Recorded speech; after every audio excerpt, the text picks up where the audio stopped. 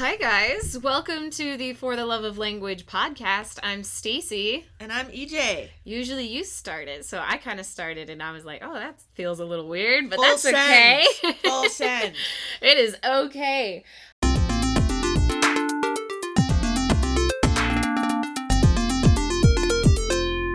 So for this episode, EJ and I wanted to talk a little bit about cultural and linguistic fossilization. We're going to the dinosaurs? What? Oh, not quite. So this is something that I have been aware of, but was brought to my attention again by a beautiful TikTok video by someone named Dr. Mamobo Ogoro. So she talks about what cultural fossilization is and goes into some of her own experiences with it. The long and short of it is that when people move from one place to another, they bring their culture, their traditions, their languages with them because we're people, we like our languages, our cultures, our traditions, we bring them with us.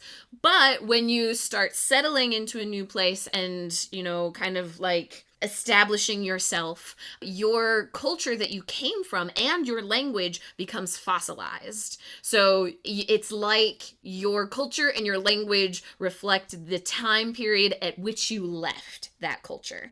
So for example, if you moved from Mexico to the United States and you've been living in the United States for 15 years, your Spanish and your traditions would reflect what Mexico was like in 2010. Thank you. Is that yeah, no, that's true. Sorry, my time math is weird. It's 2025, y'all. It's 2025.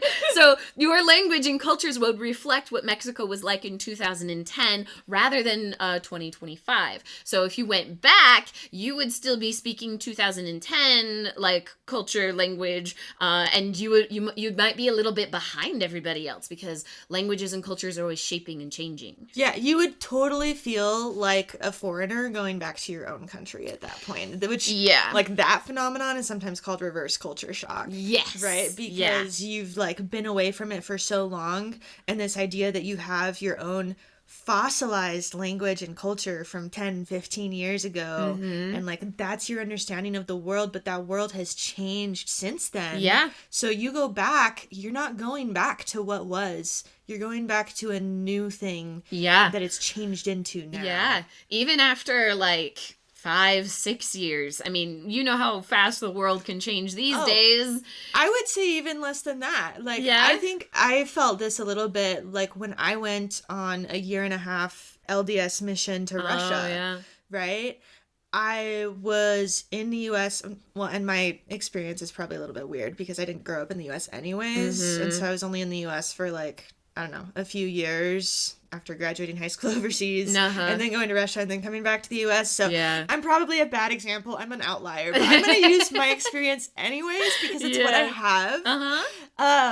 But I left and came back a 1.5 later, and there's new songs that are out that are changing language. Yeah. There's new idioms. Suddenly everyone is the goat, which before I thought was an insult, but now it's the greatest of all time. And even that is kind of fading out a little bit there, EJ. I know, I'm aging myself, which is crazy. It's okay.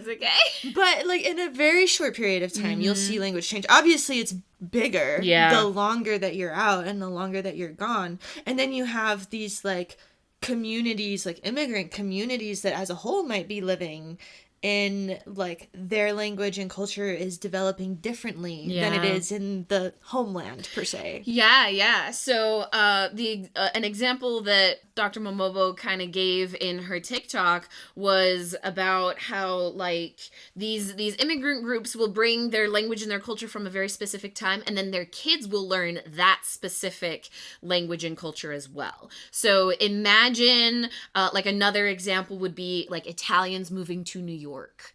right? So back in time where immigration from Italy was a little bit more common, people would move from Italy to New York, but they would keep like their version of like Sicilian or whatever like dialect that they spoke, and that kind of turned into what we know as like like American Italian, right? So it's kind of taken on a life of its own in a way that's reflective of the time period when people immigrated to the United States. And so it kind of helps to preserve. She also mentioned that it can be called like a time capsule. So it's kind of like a time capsule culture and language that reflects a very specific time, and that kind of gets molded and shaped and passed down to other kids, to like future generations. So it's you get the this is something that is often happens in a lot of different diasporas, where cultures will kind of grow and change outside of the original context of the culture. Yeah, something else that I think is interesting about this is when you do have these microcultures, because I've been a part of this in other countries, right, where it's like I'm living overseas sort of with an American community sometimes, Yeah. sort of with a more international community sometimes, just kind of depending on the situation. But like that was most of my growing up. Yeah. And I feel like sometimes when you're in more of those immigrant type communities, then those communities almost try harder to preserve their uniqueness and their identity, especially if they're not trying to just integrate in the local culture. Like when I moved, I always knew I was only going to be somewhere for like 2 years. Right. And so I always put a lot of effort into learning the local language, getting involved in things and everything. But you still know, like, you're only here for a limited amount of time. Yeah. And everyone around you is kind of like that as well. But there is still this, like, you are American, and like you should have this pride in being who you are and in like retaining our culture even though you're somewhere else. And I think that's something that a lot of immigrants and people who've moved absolutely can totally relate to. Yeah. And in some ways I think that even contributes to the fossilization, because Definitely. then you have this stronger pride that's attached to that language and that culture of the time that you left. And maybe that makes it almost more jarring when you go back and it's different. Yeah, absolutely. I can definitely understand that. Yeah, something interesting that I've noticed kind of in relation to this is how a lot of people from India like immigrate, because I'm not gonna lie, I've noticed that a lot of people do it a little bit differently. Some of them do usually kind of like stay and build their own communities within like their new homeland, and try to like assimilate in different ways. But there's a very kind of like long-standing tradition of going back with some regularity, of like, oh, we got to go back to like the home country to visit family, to do other things. And so some groups might still be fossilized, but because there's kind of a back and forth continually, seems like there's less of that. And so people kind of maintain a more modern culture as they're kind of going back and forth from India. Right. And if you have, like, if you're still reading the news from your home country and you're still, like, calling people from your home country, like, I feel like now more than, like, 30, 40 years ago before the internet was huge. Yeah. It's actually much easier to kind of stay up to date on where you're coming from and cultural changes kind of across the board. Yeah. But you're still going to have nuances. You're still going to have differences because you're no longer immersed in that. It's true. Yeah. No, that's an excellent point about like technology and communication. A lot of people, I know my students would, they're in constant communication with their families and loved ones, people that they, left behind in their countries. And because they are in constant contact with them, because that's very important for them, they are less likely to be as fossilized. They might still reflect certain values and things that might, remain fossilized, but in terms of like language, they might still be able to pick up on things or like keep tabs on how things are changing. So it might be less jarring, like you said. So is it a bad thing to be fossilized? Like to have your native language, culture, experience fossilized when you move to another place?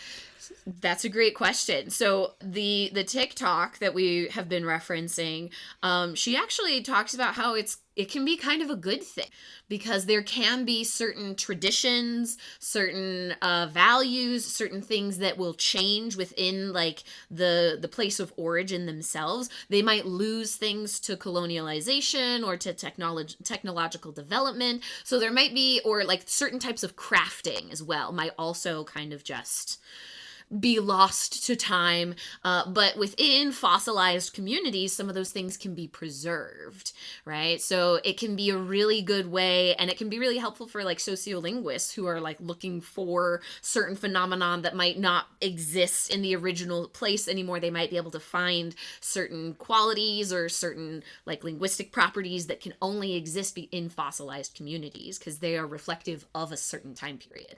So in some ways, it can be a good thing. Absolutely. What about on the individual level?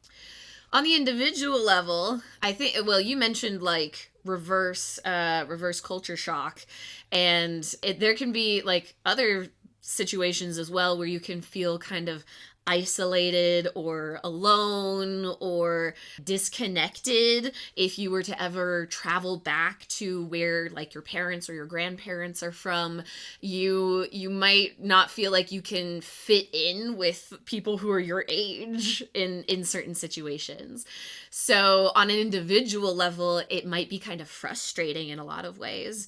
I've definitely heard from some friends and from other people like on the internet that it can be really hard having like your parents stuck in a certain set of cultural values that just they're outdated and they don't fit with like the current culture or the current timeline or current perspectives, and that can be really difficult in like relationships between parents and children. Right. Well, and I think that this can definitely exacerbate that. Yeah. But I think that exists regardless. And where we've talked about generational linguistics in one of our previous episodes, like there's definitely always going to be an element of that, of like with times changing, everyone grows up with different trends, different worlds, politics, movements, natural disasters, you name it. And so like there's always going to be those general differences, but I think you're right, like it's so much stronger when you have that like migration. Layer of fossilization. Right. And then you have like maybe parents or grandparents like pushing to maintain that cultural pride more as part of that identity that they still want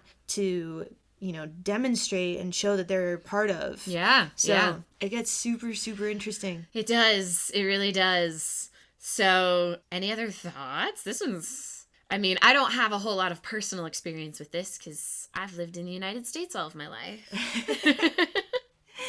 Right? I mean, I think we covered the basics. I think it's an interesting thing to be aware of and like acknowledge, especially if you are leaving for an extended period of time, or if you know people who've come from other places, like it can help you maybe understand a little bit of where they're coming from and their experience. But I think we covered the bases pretty well. I think so too.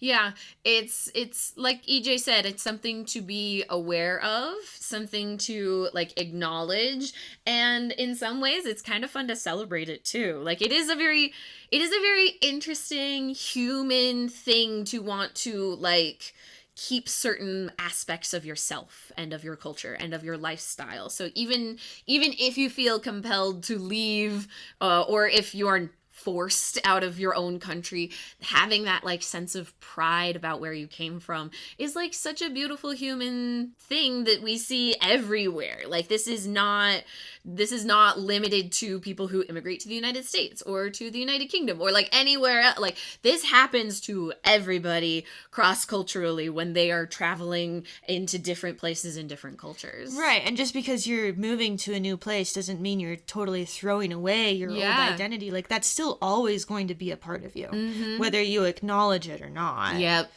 It's gonna be there. Turns out past matters and influences who you are in the present. Who'd have thought? Right? Okay, let us know if you have any questions or comments at For the Love of Language on Instagram. We'd love to hear from you. Yeah, we'd love to hear of any of your experiences with fossilization too. Feel free to share with us. All right, till next time. Bye.